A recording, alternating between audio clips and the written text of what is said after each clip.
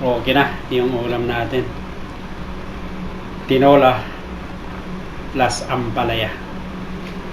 Ito, magluluto tayo ngayon ng tinolang manok. Haluan natin ng ampalaya. So, samahan nyo ako at sana maging okay ang lasa kasi first time kong makatikim yan. Ampalaya yung ihalo natin. So, wala kasi tayong magawa. Kaya, magluluto tayo. Boring kasi ako sakit sa likod katutulog. Kaya magluto muna tayo.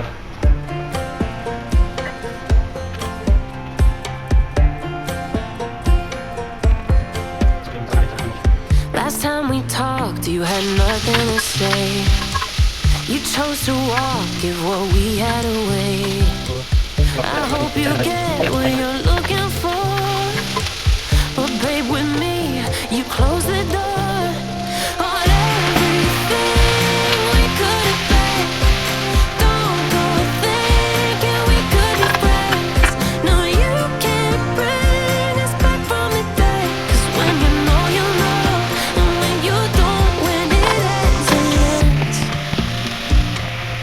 When it ends, it ends. I really thought we might have been it, so my heart was shattered when it took the hit. Oh, I can't imagine doing all that again, even for one night to see where it went. Here's the thing, you made your bed, I just got your stay out of my head. No, you can't bring us back from the dead. 'Cause when you know, you know. And when you don't, when it ends. So, ayun. Luto na yung tinola natin na ampalaya. Yung sahog ito siya. Tikman natin. Ayan. Sana, hindi masyadong mapait.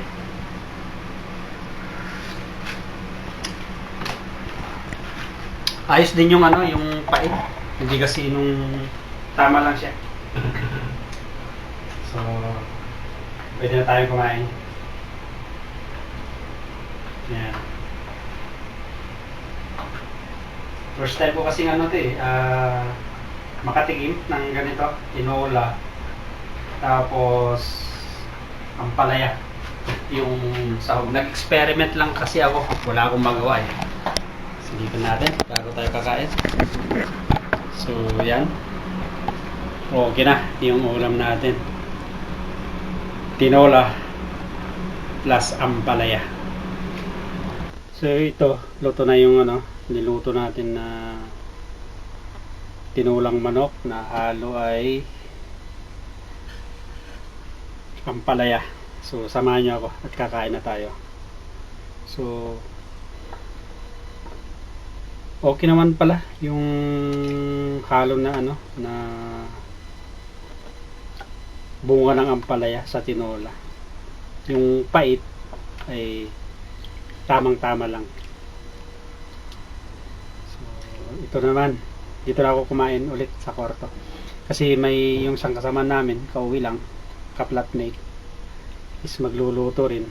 So, para makapagluto rin sila. Kasi nga yung kusina namin is common. So, para makapagluto rin sila at makapagpahinga. Kasi nga galing, pagod sila sa trabaho. Marami to. Hindi ko kayang ubusin ng Pag lumamig to, ilalagay ko na lang sa ref. Tapos, pangat-pangat na lang. Pangalawang init, pangatlong init hanggang sa maubos. So, halina kahit samahan niyo akong kumain. Ito na yung ulam natin.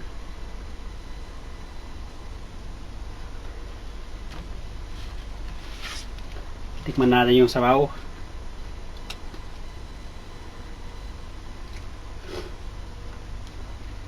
Ayos. Pero sabi ko yung pait, balance, tama lang. Hindi masyadong mapait. Hindi naman masyadong bang tawag nun. Hindi sobra yung pait, tama lang.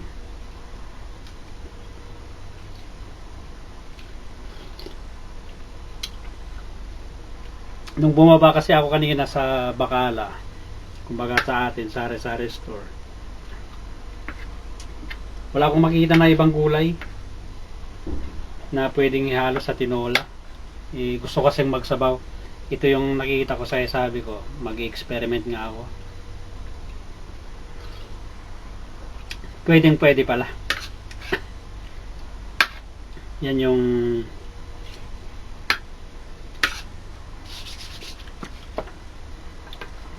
tinolang manok with ampalaya, bunga ng ampalaya. So, ito, konting kanin. Konti pero sabi ko konti pero medyo marami. Kaya, nakakatamad din kasi pag walang ginagawa. Tulad sabi ko, kasi ngayon ay yung extra day off ko, tapos bukas yung day off ko. Kaya, napaka-boring. Minsan, napakalungkot talaga. Hindi lang minsan, kumain mag-isa. Napakalungkot. So, pero kailangan natin magtiis talaga ganyang buhay OFW. Napakahirap malayo sa pamilya. Yan ang lagi kong sinasabi na sakripisyo. Buhay OFW, sabi nga nila isang bayani. Pero para sa akin, ang OFW ay isang napakalaking sakripisyo. Kasi nga lahat sa sakripisyo mo, ang dami mong isasakripisyo. Ngayon, yung lagi kong sinasabi na kung ikaw ay isang OFW, kasama mo ang iyong pamilya, ay maswerte ka. Dahil di mo na araw-araw, lagi mo silang nakikita, nakakasama sa pagkain, sa pagtulog. Pero pag ikaw ay isang OFW na malayo sa pamilya, talagang napakahirap. Kailangan mo talagang matatag ang iyong loob. Kasi kung hindi, dalawang mangyayari sa'yo. Yung lagi kong sinasabi, masisira yung pamilya, mawawasak, o magtatagumpay ka. Pa-comment below kung mali yung sinabi ko. Disclaimer lang po, hindi ko nilalahat kasi nga totoo yan, maraming OFW na nasira ang kanilang pamilya dahil nga ni isang OFW sa abroad. Marami ring nagluloko, sa totoo lang. Sa Pilipinas, yung mga iniwan, marami ring nagluloko doon. So, disclaimer lang po. Sana huwag kayong magalit kung ikaw ay isa sa mga sinabi ko. Dahil totoo, napakarami ang nasisirang pamilya dahil sa magkalayo sila. OFW, naiwan yung pamilya sa Pilipinas. Kaya, tatag lang loob, tiwala, at sakripisyo talaga. Isang OFW, lahat ginagawa niyan. Napakalaking sakripisyo ni isang OFW. So again, disclaimer lang po. Pasensya na yung mga natamaan at pa-comment below. So paano? Kain muna ako. Tapos mamaya, konting social media, tulog, kinabukasan.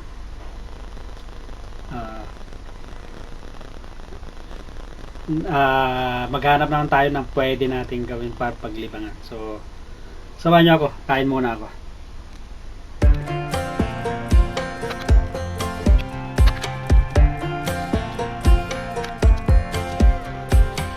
Last time we talked, you had nothing to say. You chose to walk, give what we had away. I hope you get what you're looking for, but babe, with me, you close the door on everything we could have been. Don't go thinking we could be friends. No, you can't bring us back from the dead. 'Cause when you know, you know. And when you don't, when it ends, it ends.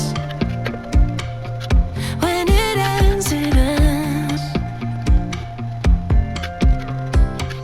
I really thought we might have been it, so my heart was shattered when it took the hit. Oh, I can't imagine doing all that again, even for one night to see where it went. Here's the thing, you made your bed, I just got your stay.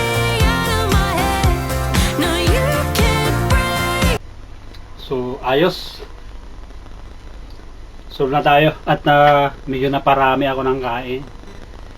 Masarap pala. Yung tinulang manok na ihalo mo ay yung bunga ng ampalaya. Ano siya, yung pait, balance lang siya. Hindi naman masyadong mapait. So okay. Yung mga nakasubok na rin, dyan, pa-comment below kung mapapanood mo to. At yung mga makapanood na hindi pa nasubukan na bunga ng ampalaya yung sasawag nyo, i-try nyo. Okay siya. Hindi ko na lang nilagyan to ng ng sili. Kasi nga baka maglaban yung anghang at saka yung pait. So, pero siguro yung siling sa atin yung hinahalo sa pakbet ay pwede ihalo to. Lagyan mo konti. So, paano?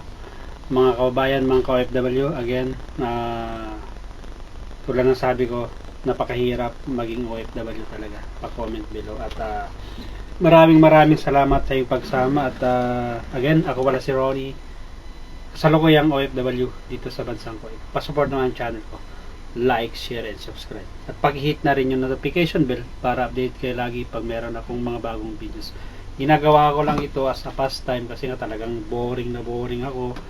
Walang magagawa katulad kanina.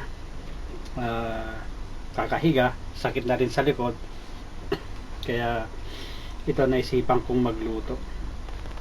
So siguro someday pag nag-for good na tayo sa Pilipinas, mas marami tayong may vlog doon kasi nga dito sa Kuwait limited yung dito, yung pwede mong may vlog, hindi ka nang pwedeng lumabas, basta mag video na lang, tapos baka makakahagip ka pa ng mga taga rito. Siyempre maraming mga kailangan natin sumunod sa mga protocols na dito, alintuntunin mga batas. So again, thank you very much mga kababayan, mga ka-OFW sa mampanig ng mundo, at mga kababayan ko sa Pilipinas, ingat kayo palagi at kita-kits sa susunod kong videos.